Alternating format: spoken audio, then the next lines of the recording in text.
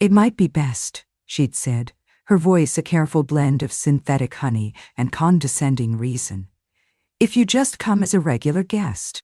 The words didn't land like a blow. There was no sharp impact, no sudden, theatrical shattering.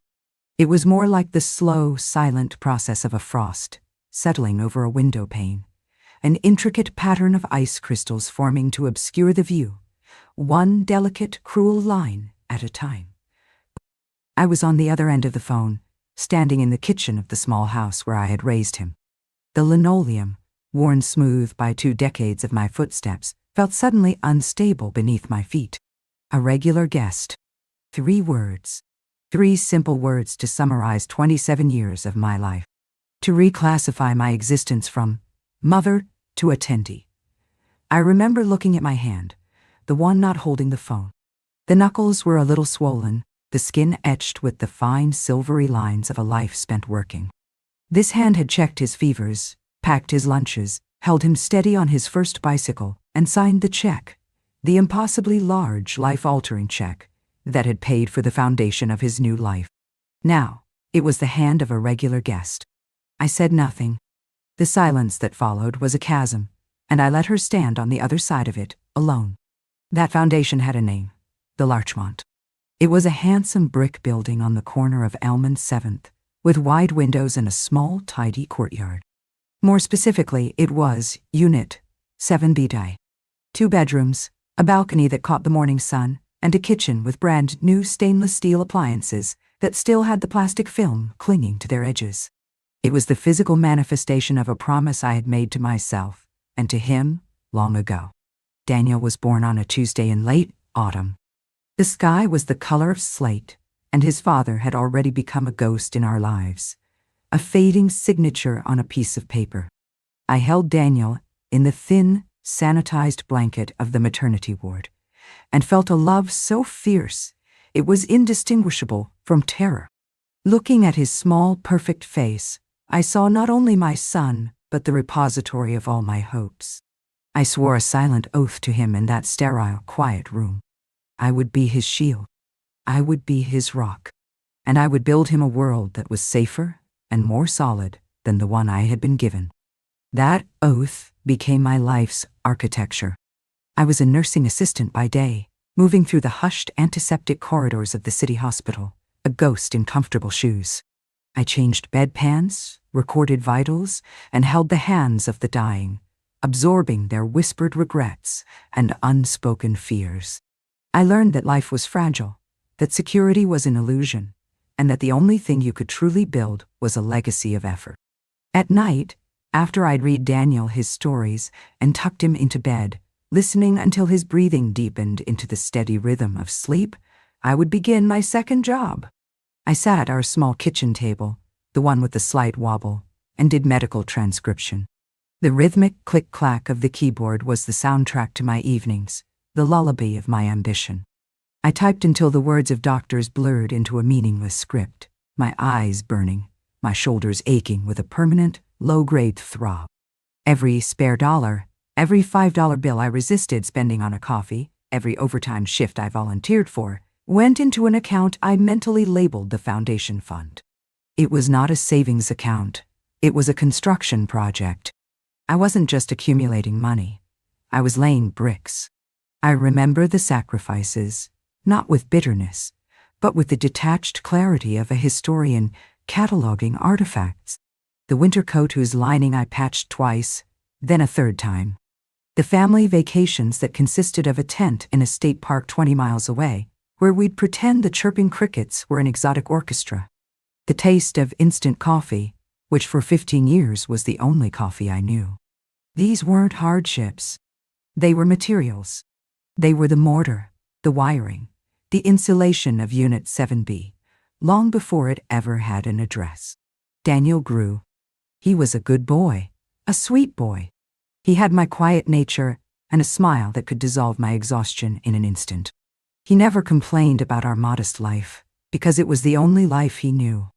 I made sure it was rich in other ways, in books from the library, in long talks, in the unwavering certainty of my love. When he got his acceptance letter to the state university, We celebrated with a pizza, a rare and decadent treat. As he read the letter aloud, his voice cracking with pride, I saw the first floor of the foundation settle into place. The day I bought the condo 4 years later was the proudest day of my life. I had the full amount saved. No mortgage, no loans, no debt to cast a long shadow over his future. I walked into the real estate office, my heart beating a frantic, triumphant rhythm against my ribs. The agent, a polished man in a suit that probably cost more than my entire wardrobe, looked at me with a professional, slightly dismissive smile. But when my banker confirmed the cashier's check was good, his expression shifted. It was a look of disbelief, quickly masked by respect. It was the first time in a long time a man in a suit had looked at me like I was powerful. I didn't tell Daniel at first. It was to be his wedding gift. A secret treasure. For months, I would visit it alone after my shift. I'd take the elevator up to the 7th floor, the soft ding of its arrival like a small bell of victory. I'd unlock the door to Unit 7B and step inside. The air smelled of new paint and sawdust, the scent of a fresh start. I would walk through the empty rooms, my sensible shoes echoing on the bare floors. I'd stand on the balcony and imagine Daniel and his future wife having breakfast there. I'd lean against the cool granite of the kitchen counter and picture them hosting their first Thanksgiving. This condo wasn't just a property. It was 20 years of my deferred dreams, of my aching back, of my solitary nights. It was my love, given a physical address. It was meant to be the start of his story, a story that I, his mother, had authored the prologue for. Then came Amelia. She was lovely, in the way a porcelain doll is lovely. Perfect, polished, and cool to the touch. She came from a family that measured their history in generations, not years. The Harringtons. Their wealth was old, quiet, and utterly confident. It was in the casual way Mrs. Harrington wore her pearls to a casual lunch, in the way Mr. Harrington talked about summering on the coast, in the way Amelia looked at the furniture in my small house. The sturdy, practical pieces I had saved for years to buy, with an expression of polite, anthropological curiosity. I tried. I truly did. I invited them over for dinner, spending 2 days cooking a meal I hoped would bridge the gap between our worlds. They praised my roast chicken with the same faint, distant enthusiasm they might praise a clever piece of folk art. Throughout the meal, they steered the conversation, their words weaving a tapestry of shared experiences from which I was silently and systematically excluded. Mutual friends from the yacht club, memories of ski trips to Aspen, anecdotes about their European travels. Daniel, my Daniel, sat beside Amelia, smiling, nodding. He didn't try to include me. He simply basked in the warm glow of their world, a world I had paid for him to enter, but for which I had not been given a ticket. The feeling of being erased began then, as a faint, almost imperceptible chill. A slight at first. When they announced their engagement, the Harringtons hosted a party at their country club. My invitation, I noted, arrived a week after everyone else. An administrative oversight, Amelia had chirped over the phone. The wedding planning was where the chill deepened into a glacial freeze. My role, I quickly learned, was to be a silent benefactor, the giver of the gift, but not a voice in the celebration. Mother, Amelia and her mom have such a clear vision for the aesthetic, Daniel would say, his voice placating, gentle. He used that tone often with me now. The one you use with a well-meaning but slightly confused elderly relative. I wasn't invited to the dress fitting. It's a mother-daughter tradition, you understand, Amelia had explained, conveniently forgetting that I was the mother of the groom. I saw the pictures later on her social media. Amelia, radiant in a cloud of white lace, flanked by her mother and her sister, all of them sipping champagne. The caption read, "I said yes to the dress with my favorite girls." Sure. They chose a venue an hour and a half away, a sprawling, opulent estate that was a favorite of the Harrington social circle. It was beautiful, but it felt alien. When I gently mentioned the distance might be difficult for my own small family, my sister and her husband, to travel, Amelia had smiled her placid, impenetrable smile. "Oh, I'm sure they'll manage. It's a once-in-a-lifetime day after all." My opinion on the menu was solicited as a formality, and then promptly ignored. I had suggested that Daniel's favorite, a simple but elegant prime rib, be an option. Amelia and her mother exchanged a look, a quick, barely perceptible flicker of shared amusement. They chose a pan-seared duck breast with a cherry reduction.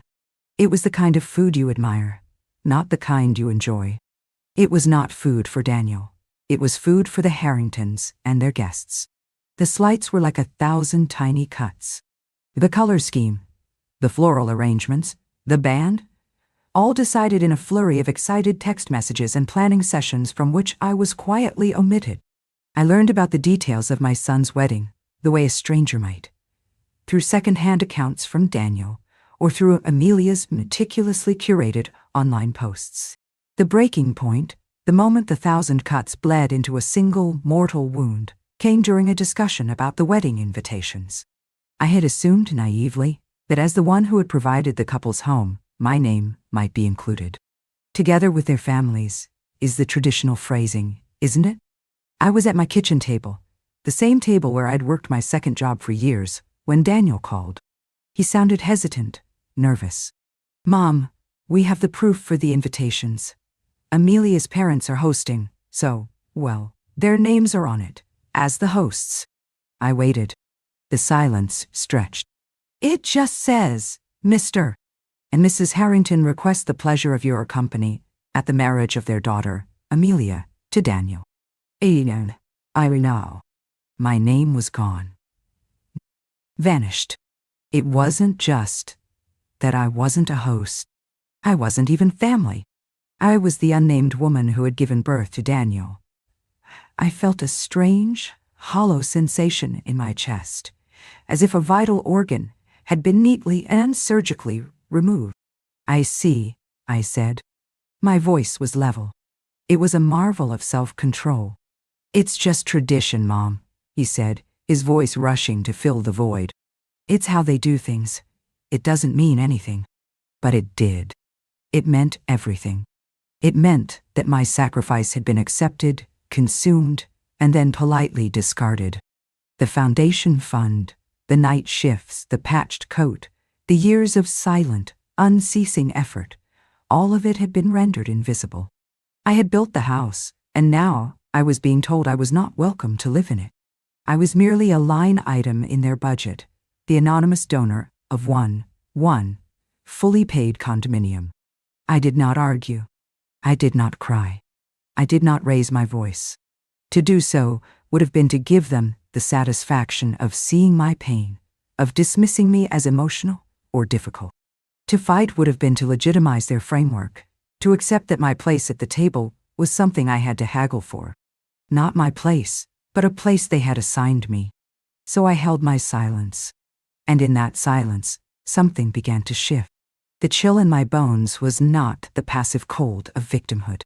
It was the cold of deep water, where the pressure is immense, but where clarity is absolute. The hurt was there, a vast, dark ocean of it. But floating on its surface, like a single perfect shard of ice, was a new and unfamiliar thought. A question. What was Unit 7B? Was it a gift, freely given, to be absorbed into the Harrington legacy and forgotten? Or was it still what I had always known it to be? Mine? Trust. That was the question that led to the final phone call, a few days later. It was Amelia, calling to discuss the seating arrangements for the ceremony. Her voice was bright, efficient, the voice of a project manager finalizing details. She spoke of aisle seats and sight lines, and keeping the two families from feeling unbalanced. And then she delivered the line that would change everything. "We've been thinking," she began. The collective we, a blade that neatly severed me from my son. And with all the family dynamics, the easiest thing would be to just seat everyone on a first-come, first-served basis, to avoid any drama. So, it might be best if you just come as a regular guest. A regular guest. I closed my eyes. I pictured the deed to Unit 7B, filed away in my lockbox. I saw my signature on the line, clear and strong. I saw the 20 years of my life distilled into that single sheet of paper. It wasn't revenge I felt stirring within me. It was not anger, not hatred, not a desire for drama. It was the quiet, calm, and unshakable certainty of a woman who had finally woken up. The feeling was not one of heat, but of a profound and liberating cold. It was the feeling of a decision, fully formed, settling into place. I let the silence hang in the air for a moment longer, a small tribute to the woman I used to be. Then, I spoke. "I understand," I said. My voice was perfectly calm, perfectly clear. I hung up the phone. I stood there in my kitchen for a long time after I hung up the phone. The receiver felt cool in my palm, a small plastic anchor to a world that had just tilted on its axis. The silence in the house was no longer the comfortable, familiar quiet of an empty nest. It was a vacuum, a roar. It rushed in to fill the space that my future, the one I had so meticulously designed and paid for, had just occupied. A regular guest. The words echoed, not in my ears, but in the marrow of my bones. They weren't Amelia's words anymore. They were the universe's. A final, clinical diagnosis of my own relevance. My first impulse was not to scream or to weep. It was an instinct far older, far more practiced, to make coffee, to perform a simple, mundane task, to ground myself in the familiar ritual of spooning dark grounds into a paper filter, pouring the water, and waiting for the slow, reassuring gurgle of the machine. As the aroma began to fill the small kitchen, a scent that had accompanied so many of my late-night shifts and early mornings, the numbness began to recede. And beneath it was not a volcano of rage, but a deep, tectonic shifting of pain. It was the pain of erasure, the quiet, creeping horror of realizing you are a ghost at your own life's feast. I took my mug and sat at the kitchen table. The wobbly leg, the one I'd always meant to fix, scraped slightly against the linoleum. It was the same table where I had helped a 6-year-old Daniel with his multiplication tables, his small brow furrowed in concentration. It was the same table where I had held a compress to his forehead during a fever of 103, my own fear a cold knot in my stomach. It was the same table where I had sat, night after night, for nearly 15 years, the glow of the monitor illuminating my face as I typed out the detached, clinical language of other people's emergencies, other people's pains, all to build a foundation for his. The memories came then, not in a gentle, nostalgic stream, but as a flood, overwhelming and relentless. They were sharp-edged and heavy, each one a stone that added to the weight in my chest. I remembered a Tuesday in February. Daniel was about 10. His only winter boots had finally given out, the sole of one flapping loose like a tired tongue. He'd tried to hide it from me, stuffing paper in the toe to keep the slush out, but I saw the dampness on his sock when he came home from school. That same week, my own nursing shoes, the comfortable clogs I lived in for 12 hours a day, had developed a crack across the top. I had a choice. A simple, brutal calculation that mothers make every single day without fanfare. His boots or my shoes. I bought him the boots. They were sturdy, waterproof, with a thick, warm lining. His face when he saw them was a sunbeam in the bleak midwinter. I walked around the hospital for the next 6 months with my cracked shoes, a piece of black electrical tape, my only defense against the antiseptic-scented spills of the ward floor. Every dollar saved from that choice was a brick. A single, unseen brick in the walls of Unit 7B. I remembered the exhaustion. It was a physical presence in my life, a constant companion. I remembered one night, Daniel was in high school, and I was working a double shift followed by 4 hours of transcription. I must have fallen asleep at the keyboard, because I woke to the morning sun on my face, the side of my cheek imprinted with the raised letters of the Q, W, E, and R keys. My neck was a column of fire. My first thought, before the pain, before the disorientation, was panic. Did I finish the batch? Did I make the deadline? The money was for his college application fees. Every keystroke was a step for him, away from this life, toward a better one. Another row of bricks. These memories were not tinged with self-pity. Not then. They were the currency of my love, the language in which I spoke my devotion. I had always viewed them as such, a rosary of sacrifices, each bead a testament to my role as a mother. I had believed, with a certainty that was as foundational as my own bones, that he saw them too, that he understood the invisible architecture of his life, the scaffolding of my effort that held him up. The phone call with Amelia, and Daniel's silent complicity, had not just insulted me. It had recontextualized my entire life. It had taken my rosary of sacrifice and revealed it to be nothing more than a string of worthless pebbles, unnoticed and unvalued by the one person for whom it was assembled.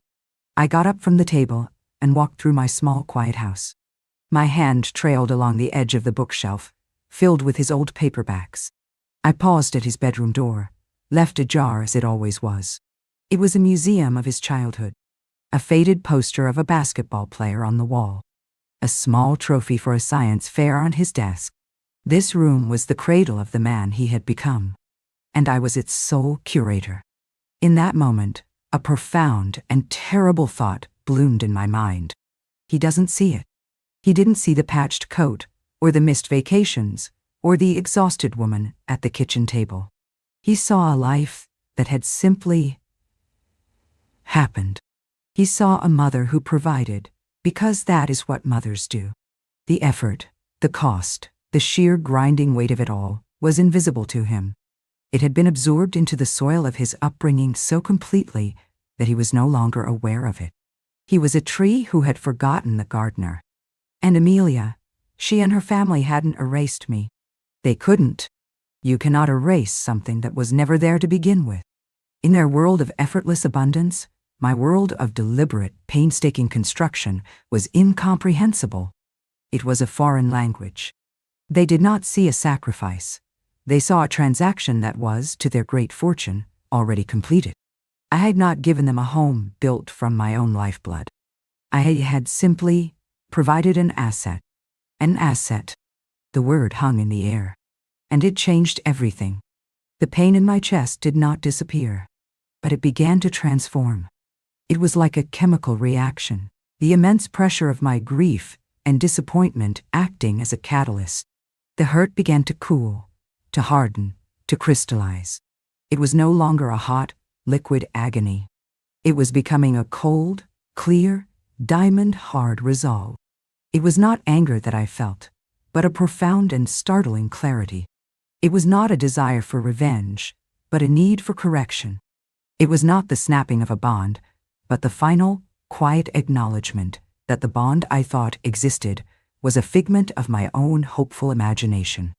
The narrative I had told myself for 27 years, the story of the selfless mother whose love would be her legacy, crumbled into dust, and a new one began to write itself. This was the story of a woman who had worked and earned and built. I walked to the small filing cabinet I kept in my closet, the one that held all my important papers. My fingers, steady now, found the folder labeled Larchman. I pulled it out and carried it back to the kitchen table. I opened it. There, on top, was the deed. A simple, legal document. But it was the most beautiful thing I had ever seen. It was a poem written in bureaucratic ink. It was the summary of my life's work. My name was on it. My name. Not as a host, not as a family member, not as a guest. As the owner. I laid the paper on the table and smoothed it with my hand. This was not a gift. A gift is something you give freely, and in the giving, it becomes a part of the recipient's story. This had not been received. It had been annexed, absorbed. Its origin story, my story, had been deliberately edited out. Therefore, it was not a gift. It was a loan of my life, my time, my energy. And the terms of that loan had been violated. I stared at the deed, and the condo, Unit 7B, reformed in my mind. It was no longer the cozy nest I had pictured for Daniel and his bride. It was not a home filled with the phantom laughter of my future grandchildren. It became something else. It became my back pay. It became my retirement fund. It became the physical manifestation of my own worth, a worth I had mistakenly tried to bestow on someone else. It was my reclamation, my liberation. I sat there for another hour as the sun began to set, casting long shadows across the linoleum floor. The house was still. My mind was still. The great violent ocean of my heartbreak had calmed. The waves had subsided, and the water was now a vast, placid, reflective surface. And in it, I saw not the face of a scorned mother, but the face of a woman who was about to take back her life. The decision was not made in a moment of fury. It was not an emotional outburst. It was a logical conclusion, reached after a lifetime of evidence had been presented and reviewed. The grief had done its work. It had hollowed me out, and in that empty space, something new and powerful had taken root. The path forward was not a winding, emotional maze. It was a straight line. It was a quiet drive to a government building. It was the simple, clean stroke of a pen. I folded the papers, placed them back in the folder, and stood up. The wobble in the table leg no longer bothered me. It was a part of my story. A story that was not over. In fact, it was just beginning. I knew what I had to do. Not tomorrow. Not next week. Now. The decision, once made, settled into me like bedrock. It did not require further debate or emotional turmoil. It was simply a fact. The next morning, I woke before my alarm. The sun was not yet up, but a faint, pearlescent light filtered through my window, promising a clear day. I did not feel tired. For the first time in years, the deep, cellular exhaustion that had been my constant shadow seemed to have lifted. My movements were deliberate, unhurried. I chose my clothes with care. Not for anyone else, but for myself. A simple, well-made pair of trousers and a crisp, white blouse. It was the attire of a woman on business. My business. As I brushed my teeth, I looked at my reflection in the mirror. The lines of fatigue around my eyes seemed softer. The tension that had permanently cinched my brow had eased. The face looking back at me was my own, but it was one I hadn't seen in a long time. It was the face of a person who belonged to herself. I gathered the folder from the kitchen table, my car keys, and my purse. I did not make coffee. I would buy a cup later. A good one. From a cafe with comfortable chairs and real ceramic mugs. The thought was a small, private luxury, a quiet promise of the new world I was stepping into. The drive to the county records office was serene. The morning traffic had not yet begun its daily snarl, and the streets were peaceful. I drove past the park where I used to push Daniel on the swings, past the library where we spent countless Saturday afternoons, past the hospital where I had worked for 2 decades. These landmarks of my old life did not stir any painful nostalgia. They were simply places, chapters in a book that I had finished reading. I was not erasing the past. I was simply turning the page. My hands were steady on the steering wheel. It was not the tremor of nerves I felt inside, but the low, steady hum of purpose. The county administration building was a monument to beige. A functional, uninspired block of concrete and glass. It smelled of stale air, floor wax, and bureaucracy. The fluorescent lights overhead cast a flat, unforgiving light on the linoleum floors and pale gray walls. It was a place designed for the dispassionate processing of life's most dramatic events: births, deaths, marriages, and the transfer of property. The sheer mundane ugliness of the place was perfect. It offered no judgment, no sentiment. It was a sterile environment for a necessary procedure. I found the Records and Deeds department on the 2nd floor. A long counter separated the public from a warren of cubicles and filing cabinets. A handful of other people were there. A young couple, flushed with excitement, applying for a marriage license. An older man, his face a mask of grief, requesting a death certificate. We were all there to formalize a turning point. When my turn came, I approached a clerk with a tired face and expertly penciled eyebrows.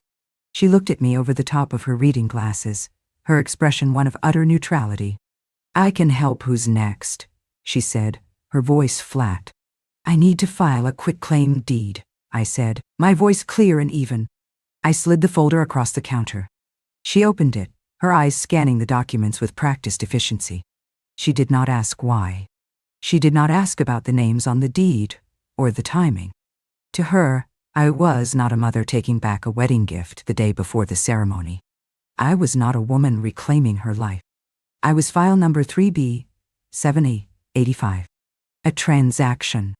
Her detachment was a strange and welcome gift. It affirmed the rightness of my action. This was not an emotional drama. It was a legal correction. She pushed a form toward me. Sign here and here, initial at the bottom. I'll need to see your ID. I took the pen she offered. It was a cheap ballpoint, tethered to the counter by a beaded plastic chain. I looked down at the paper. The document that would transfer the ownership of Unit 7B from Daniel's name, the name I had given him, back to my own. From Daniel, grantor, to me, grantee. It seemed an inversion of the natural order of things. A mother gives. A child receives. But my narrative had been inverted for me. I was simply setting it right again. I was not destroying his future. I was reclaiming my own. I pressed the tip of the pen to the first signature line. The sound it made on the thick paper was a small, definitive scratch. A line being drawn. I signed my name. The one my parents gave me. The one that had been absent from the wedding invitation. It felt solid. Real. As the ink soaked into the paper, a lifetime of carrying a weight I didn't even know I was holding fell away. It was the weight of expectation. The weight of unreciprocated effort. The weight of being the silent, ever-giving foundation. The sound of the pen was not a declaration of war. It was the sound of a long, slow, final exhale. I pushed the signed document back to the clerk. She stamped it with a heavy, satisfying thump, thump, thump. The sound echoed in the quiet room. It's filed, she said, not looking up as she slid my copy back to me. It'll be official in the public record by the end of the day. Thank you, I said. It was done. I turned and walked out of the county administration building, stepping from the stale, refrigerated air back into the warm morning sun. I did not look back. Driving away, I felt a lightness that was almost dizzying. It was not the giddy thrill of victory. It was the profound, grounding peace of justice. Not a justice sought in a courtroom, but a quiet, personal balancing of the scales. My phone, which had been silent in my purse, remained silent. There was no immediate, divine repercussion. The world did not stop. The day before the wedding continued, oblivious. My first act of freedom was small. I drove to a part of town I rarely visited, a neighborhood with old trees and small, independent shops. I found the cafe I had promised myself. Inside, it was warm and smelled of roasted coffee beans and baked bread. I ordered a latte, a real one, with a heart swirled into the foam, and a croissant. I chose a small table by the window and sat. I didn't scroll through my phone. I didn't read a book. I just sat and sipped my coffee and watched the world go by. I watched people walking their dogs, couples holding hands, friends laughing. I was not an accessory to any of their lives. I was the protagonist of my own. It was a revelation. For the first time in 27 years, my time belonged entirely to me. This hour, this coffee, this simple, flaky pastry, it was not purchased with the leftover scraps of my energy. It was the primary expenditure. An hour later, as I was leaving the cafe, my phone finally buzzed. It was a text from Daniel. Hey Mom, just checking in. Getting nervous for tomorrow. Hope you're doing okay. The casualness of it was breathtaking. The assumption that I was still in my assigned role, waiting patiently in the wings. The old me would have replied instantly, with reassurance, with love, with an offer to help. The new me looked at the message, a faint, sad smile on my lips. I slipped the phone back into my purse without replying. My silence was the answer. I spent the rest of the day in a state of quiet grace. I went to a bookstore and bought a novel I'd wanted to read for months. I walked through a nursery and bought a small potted olive tree for my house. I was planting new life. My life. The real storm broke around 7 o'clock that evening. My phone rang. It was Amelia. I let it go to voicemail. A moment later, a text message appeared. "Hi, just wanted to touch base about the gift.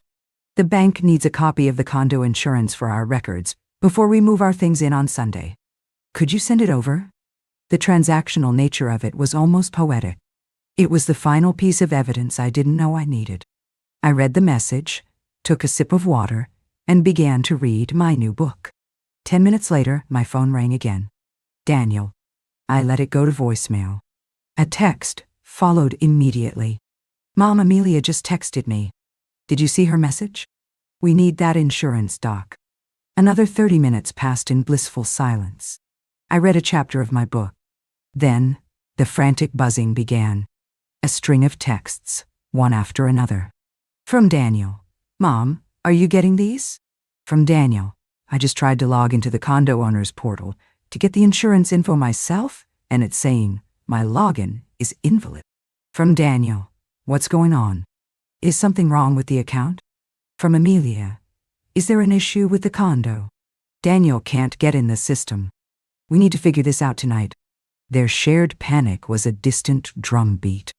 A storm happening on a different continent. It had nothing to do with the quiet peace of my living room. Finally, a voicemail from Daniel. I listened to it, my finger hovering over the speaker. His voice was no longer placating.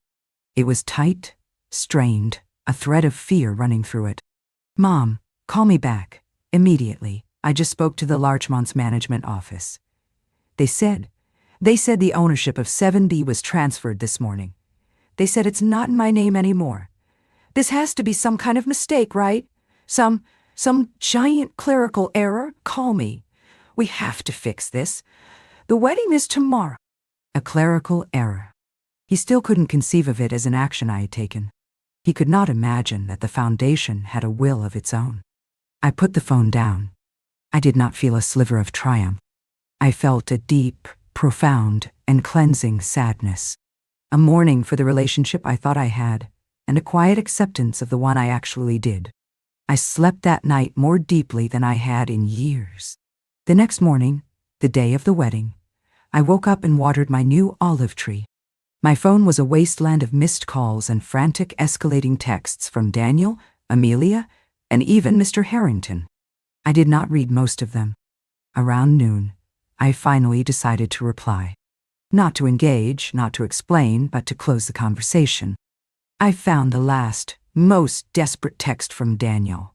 "Mom, for God's sake, what have you done?" I typed a single, simple sentence in response. It was not a clerical error. Then, I put my phone on silent and placed it in a drawer. I did not go to the wedding. I was, after all, just a regular guest, and I had declined the invitation. Instead, I drove to the Larchmont. I took the elevator up to the 7th floor. I unlocked the door to Unit 7B. My door. I stepped inside. The air still smelled of new paint. The sun streamed through the wide, clean windows, illuminating the dust motes dancing in the air. The empty rooms were not a void. They were a canvas. I walked out onto the balcony, the one that caught the morning sun. I looked out over the city. It was a beautiful view. A view I had earned. This was not an ending. It was not the final chapter of a story of betrayal. It was the first page of a new one. A story about a woman who had built a foundation, and, when the time came, had the quiet strength to stand upon it herself. The condo was not a monument to a sacrifice. It was my home, and I was finally ready to move in. The silence that followed my final text message was a new kind of silence. It wasn't the heavy, lonely quiet of my old house, or the tense, roaring vacuum after Amelia's phone call. This was a clean, expansive silence. It was the sound of a blank page. I spent what would have been my son's wedding day in my new home. I did not turn on the television or the radio, wary of catching some saccharine song about love and forever. Instead, I engaged in the simple, purifying ritual of cleaning. With a bucket of warm, soapy water and a soft cloth, I washed the windows, starting with the large glass doors of the balcony. As I wiped away the streaks of construction dust, the view of the city became sharper, more brilliant. It felt like I was clearing the fog from my own eyes. I washed the floors on my hands and knees, the scent of lemon and wax rising to meet me. The repetitive, physical motion was a meditation. With every swipe of the cloth, I felt like I was cleansing more than just the floorboards. I was wiping away the residue of old expectations, the ghost footprints of a future that was never meant to be mine. This was not the work of a mother preparing a nest for her child. This was the work of a woman consecrating her own sanctuary. For lunch, I did not order in. I walked to a small market I had noticed a few blocks away and bought a loaf of crusty bread, a wedge of sharp cheese, and a crisp green apple. I ate my simple meal sitting on the floor in the center of the empty living room, the sunlight pooling around me. I had never felt less alone in my life. The storm of messages had ceased. The silence from their end was now absolute. I imagined today's events unfolding in a world parallel to mine. The frantic phone calls, the strained explanations to guests, the quiet, humiliating disassembly of a celebration that had lost its cornerstone. I felt a pang, not of guilt, but of a deep human sorrow for the boy I had raised. I mourned the loss of his grace, his inability to see beyond the glittering surface of his new life. But his choices were his own to carry. I had carried him for 27 years. My back was tired. The first piece of furniture I bought was not a bed or a sofa, but a chair. I found it in a small second-hand shop a week later. It was a deep armchair, upholstered in a soft moss-green velvet that was worn smooth in places. It was not stylish. It was not modern. It would have horrified Amelia. But when I sat in it, it felt like a hug. It was a chair for reading, for thinking, for watching the snow fall on a winter evening with a cup of tea. It was a chair for one. I paid for it in cash and arranged for it to be delivered to Unit 7B by. My first act of decoration was an act of self-care. A few days after that, a letter arrived, slipped under my door. The handwriting was Daniel's. My heart, which I thought had become a placid lake, gave a single, painful flutter. I let the envelope sit on the kitchen counter for a full day, a white rectangle of potential pain. I was not afraid of what it said. I was simply deciding if I wanted to let his voice back into my quiet world. Finally, the next evening, I sat in my new green chair, opened the letter, and read. It was not angry. It was not accusatory. It was broken. He wrote of his humiliation, of Amelia's tears, of the shame of calling his father-in-law to ask for a loan. He wrote that he didn't understand. It was a gift, Mom, the words repeated, a confused, wounded refrain. You said it was a gift. I folded the letter and held it in my hand. He still didn't see. He saw the transaction, the object, the deed. He did not see the life that had been poured into it. He could not comprehend that a gift, when treated with contempt, ceases to be a gift. It reverts to its raw materials, my time, my labor, my love. And those materials belonged to me. I knew this was my last test. To be drawn back into an argument, an explanation, a vortex of his pain, would be to undo the peace I had so carefully constructed. My power was not in winning the argument. It was in refusing to have it. I took out a simple note card and a pen. I wrote only 2 sentences. I am sorry for your pain, Daniel. I wish you a happy life. I did not sign it, Mom. I signed it with my first name. I mailed it the next day. It was an act of compassion, but also an act of finality. A quiet, formal end to the dynamic that had defined our lives. I was no longer just his mother. I was a woman, standing on her own. From that day forward, I focused on the art of building. The condos slowly began to reflect me. I painted the walls not a fashionable gray, but a warm, creamy white that glowed at sunset. I bought a wooden dining table, small enough for 4, but perfect for 1. It reminded me of my wobbly kitchen table, but this one was solid, balanced. I bought shelves and filled them not only with my books, but with his the childhood paperbacks I had packed away from my old house. They were part of my story too, and I no longer needed to hide them. My sister, Clara, came to visit a month later. She walked in, looked around at the half-furnished rooms, the green chair sitting proudly in the sun, and the small olive tree on the balcony, and she began to cry. "I was so worried," she said, wiping her eyes. "I was worried you'd just crumble. But this," she gestured around the room, at the light, at the space, at me. "This is the sister I remember, before all of it." We sat on the balcony, and I told her everything. The whole story, from the day I started the foundation fund to the moment I signed the deed. I did not tell it with anger or bitterness. I told it like a history. She listened, her hand on mine. When I was done, she said, "He never knew how strong you were. He thought your quiet was weakness." She squeezed my hand. "You didn't just take back a condo, you know. You took back your name." Her words were a balm. It was the validation I never knew I needed, not from my son, but from someone who had seen my whole life, not just the parts that served them. Life began to take on a new rhythm. I took a part-time job at the local library, a place I had always loved. I spent my days surrounded by stories, helping children find books, recommending novels to other quiet souls like myself. The work was not a means to an end. It was a quiet joy in itself. I used the money I earned not for bills. The condo, my asset, had freed me from that constant worry, but for simple pleasures. For tickets to the symphony. For a weekend trip to the coast.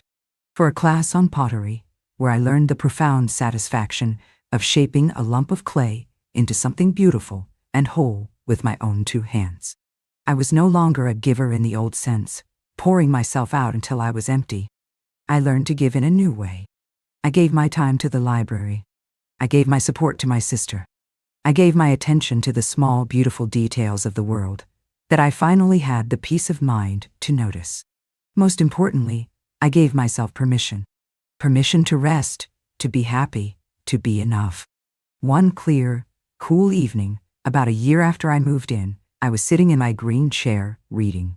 The city lights twinkled outside my pristine windows. The condo was filled with things I loved. A lopsided pot I had made. A painting of the sea I had bought at a small gallery. The scent of the lavender I kept on my nightstand. My phone buzzed with a text from Clara, a picture of her new puppy. I smiled. My life was not large, or loud, or impressive by the standards of the Harringtons. But it was authentic. It was solid. It was mine. I walked out onto the balcony. The little olive tree had new leaves, a pale, silvery green. I looked out at the vast expanse of the city, at the endless stories unfolding in the lights below. I thought of Daniel and Amelia and the life they were building somewhere out there. I felt no anger, no regret, only a distant, quiet peace. I had spent a lifetime building a foundation for someone else. I had laid every brick with love and sacrifice and hope. And when they told me I was not welcome in the house I had built, I did not tear it down. I simply, quietly, changed the name on the door. And I walked in.